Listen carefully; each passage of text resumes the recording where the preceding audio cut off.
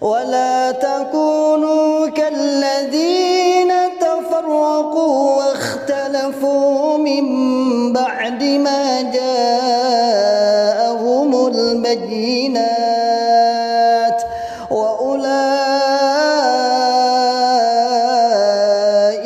لهم عذاب عظيم.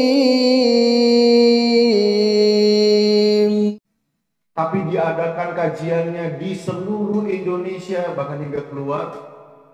Karena insya Allah buku ini mencerahkan segala Nah, alhamdulillah tadi pagi baru kenalan bersama Dr. Gus Najih, BPET MUI, bagian dari MUI yang khusus spesialis menangani pemahaman-pemahaman ekstremisme dan terorisme. Semoga Allah sembuhkan kita semua dan para mereka-mereka yang masih punya pemahaman-pemahaman ekstrim dan menjurus ke arah terorisme. Nauzubillah min dzalik. Dari kami seperti itu Bapak dan mungkin Ibu serta semua umat Islam yang menyaksikan, sampaikan kembali ke keluarga kita, ku anfusakum wa ahlikum naro, dan juga kita bersama-sama MUI, bersama Polri, bersama BNPT, BPET menjaga umat Islam dari pemahaman ekstremisme dan teroris.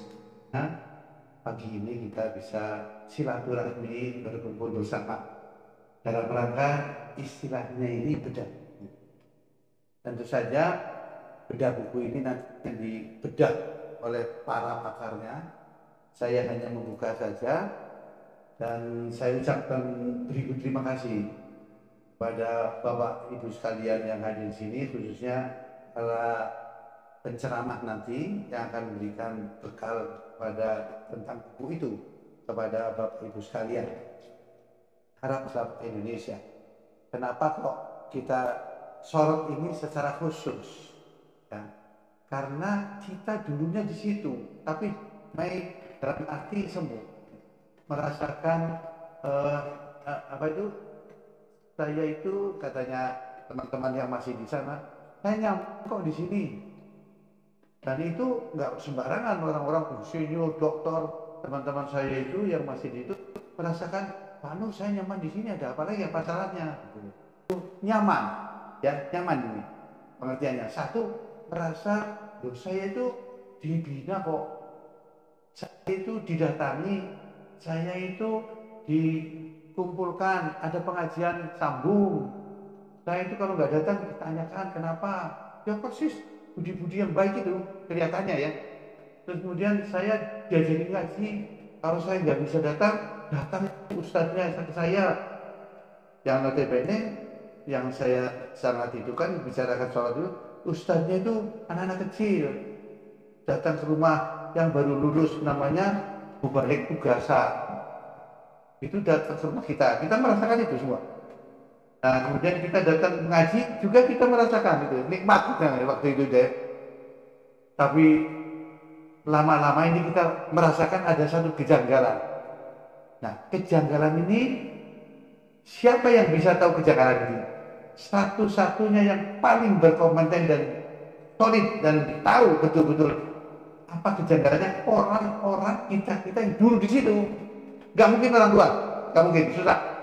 Orang luar bisa, tapi kalau ilmunya tinggi, misalnya waktu para ulama di luar itu bisa tahu, karena dia punya dalilnya, dia ilmunya tinggi, dia tahu penafsiran, tahu bahwasanya untuk menafsirkan Quran itu nggak bisa sembarangan, ya. Kalau kita rasakan kan diurus kita selama ini, yaitu tangan, ya. Tadi saya dapat penjelasan menerjemahkan itu harus ada itunya, paling tidak ya harus belajar dulu nahwu sorof, balaghah, asbabun nuzul, syarat-syarat untuk bisa menerjemah Abdullah Masud. Nah kita tertipu di situ tanpa sadar. Yang mubaliknya juga tidak sadar dia telah menipu kita, tidak sadar dia menipu kita. Yaitu dengan jalan antara lain menyampaikan terjemahan yang serampangan, asal dia ingat waktu dia belajar di mana? Belajar di Kediri. Berapa lama? 1 tahun. Setelah itu ada pemilihan lagi di mana itu 3 bulan. Setelah itu penugasan, langsung ditugaskan ke seluruh Indonesia. Ilmunya kalau dibandingkan dengan ulama-ulama yang dari Mesir, dari Madinah, dari Yaman, dari mana itu, dari Maroko, dari Tunisia dan sebagainya, Libya, itu kalau dilihat ilmunya mereka itu sangat terbatas. Sangat terbatas. Bukan itu maksudnya di dalam Al-Quran.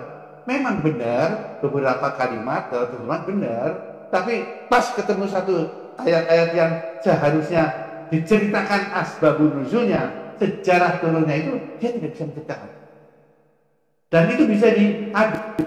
Dan mereka takut. Kalau diadu mereka pasti takut. Misalnya kita juga mengundang kalau bisa para teman-teman kita, saudara-saudara kita yang dulu masih datanglah sini, kita kasih pelajaran. Oh, saya mau datang, saya mau lihat sana. Ya boleh, silakan datang sini. Kita berdiskusi lah. Kita justru kalau dia datang dia jadi ngerti maksud saya. Silakan datang, silakan kita debat. Mana ada yang mau debat? Sebenarnya menuduh aja, menuduh kafir, segala macam yang ada nanti akan dibuat dalam buku ini. Jadi kajian ini sangat penting. Sangat penting karena sekarang sudah berbentuk buku. Dan buku ini nanti akan disempurnakan, kita akan kita launching di beberapa tempat yang diperlukan ya, untuk kita kasih tahu pada umat Islam. Kenapa sekali lagi? Kenapa kok kita yang menggebu-gebu, kita yang semangat untuk menyampaikan beberapa kesan? Karena kita dulu di situ, gitu. Kalau kita duduk ini semua kan di situ dulu semua kan anggota dari semua. Jadi tahu. Begitu kita keluar, kita dapat ceramah-ceramah. Zaman sekarang itu sudah tidak bisa lagi ditutup-tutupi kebohongan. Ya, zaman sekarang ada online, ada komputer, ada IT, ada handphone, ada segala macam informasi-informasi yang langsung bisa kita terima dari sumbernya. Itu kita jadi terbuka. Inilah kebesaran Allah yang kemudian mentakdirkan terciptanya handphone dan sebagainya itu, sehingga kita bisa melihat kajian-kajian yang langsung dari sumbernya yang berkompeten atau yang dari ulama-ulama yang sudah banyak pengalaman, ya. Semuanya kalau kita lihat ulama-ulama di luar itu menyalahkan ajaran seperti itu. Nah, kita di dalam kan sayang teman-teman kita pun masih belum sadar ya gitu. Jadi tugas kita lah yang paling bertanggung jawab untuk mengajak teman-teman kita itu supaya dia sadar. Kalau sadar kan bagus itu. Jadi kita perbaiki, terus kemudian kita kembali kepada jalan yang benar, kita kembangkan ya, kita majukan. Bukan dengan cara berbohong, dengan cara bitona, bukan. Tapi dengan cara yang kita harapkan, yang sebenar-benarnya, cara yang baik. Apalagi di situ ada muatan-muatan yang bisa cenderung ke arah radikalisme. Misalnya mengkafirkan, ya, bitona, kemudian segala macam lah. Yang ujung-ujungnya itu ke arah nanti antara lain ujung-ujungnya itu mengumpulkan dana. Inilah mengumpulkan dana yang perlu kita pertanyakan, pertanggungjawabkan. Ini gimana pertanggungjawaban dana yang sudah terkumpul banyak itu, ya. Kita nggak usil, tapi umat lain ini, umat-umat yang kasihan lah yang pada ulur, tapi nggak ada fakta yang kemudian untuk dinikmati di tempat-tempat tertentu, sehingga kalau kita mau bangun masjid juga harus urunan, harus utang, harus segala macam, padahal ada duitnya itu. Itu antara lain bagian kecil aja. Kemudian yang lain juga seperti itu. Sehingga seakan-akan ini yang ada itu yang ada di situ terminak bobokkan dengan janji-janji surga, dengan ancaman-ancaman neraka, ketakutan. Apalagi Islamnya baru gitu masuk, wah itu nikmat itu makanan empuk tuh, yang belum belajar kemana-mana, belum belajar apalagi keluar negeri dan sebagainya, hanya baru ketemu Islam itu dapat ini, jadi langsung dia, wah ini paling benar, paling hebat, paling surga, menghindari kita dari siksa neraka. Ini yang paling hebat. Orang lain nggak ada yang seperti ini.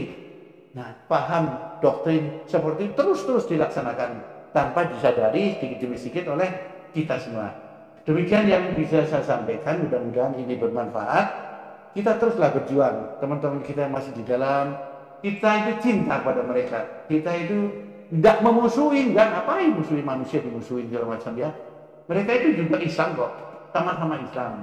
Wajib juga kalau misalnya dia tobat bisa masuk surga gitu. Tapi kita ini juga wajib juga untuk memberitahu mereka. Kenapa kita? Karena kita pernah di dalam, kembali lagi seperti itu.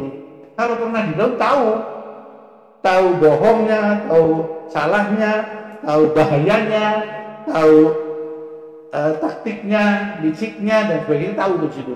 Karena kita di dalam. Kalau orang luar nggak akan tahu. Makanya kalau orang luar ngapain sih itu pada kumpul-kumpul apa itu kan kan sudah besar, ada di mana-mana, di tiap gang ada pelangnya dan sebagainya. Kan sudah itu sudah kelihatannya solid di mana-mana.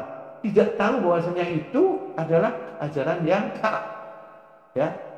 Penyelewengan daripada ajaran-ajaran Islam yang ada semua ada di buku itu. Makanya untuk lebih memperdalam kita, Bapak-bapak Ibu sekalian, kalau nanti dibaca bukunya, yang belum dapat silakan menghubungi di sini yang hadir di sini, menghubungi Pak masih ada Pak Fajar, ya, yang bayar duit silakan. Kalau yang nggak bayar duit saya tanggung, sudah habis gitu aja. Tapi kalau nggak bayar, yang bayar duit ya urunan cetak gitu. Tapi kalau nggak ada, udah bawa aja itu bukunya, urusan belakang sama saya nanti. Jadi sekali lagi saya katakan bahwa tolonglah ini kita terus berdakwah, terus mengajak teman-teman kita, keluarga kita supaya keluar dari ajaran yang sesat ini. Billahi taufik wal hidayah. Mohon maaf apabila saya ada kesalahan. Dan sekali lagi saya terima kasih kepada Sohibul Bait masjid ini yang dibina juga teman kita yang sekarang sudah menjadi masjid umum juga. Saya ucapkan alhamdulillah jazakumullah khairan sekarang kerja di sini. Sekian, terima kasih khusus kepada para pemateri. Saya ucapkan terima kasih yang sebesar-besarnya sehingga teman-teman semua mendapat pembekalan yang lebih tajam lagi yang harus terus-menerus kita sampaikan. Karena kajian ini nggak boleh kita berhenti 1-2 hari, tidak, terus-menerus sampai mereka sadar semua. Kalau ditakdirkan sama Allah, kalau takdirnya lain dari Allah ya bukan urusan kita kan, itu kan urusannya Allah.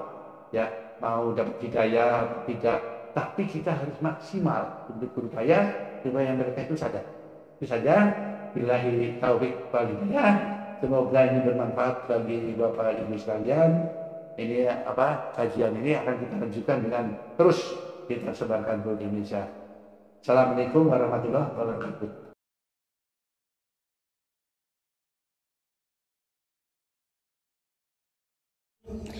ولا تكونوا كالذين تفرقوا واختلفوا من بعد ما جاءهم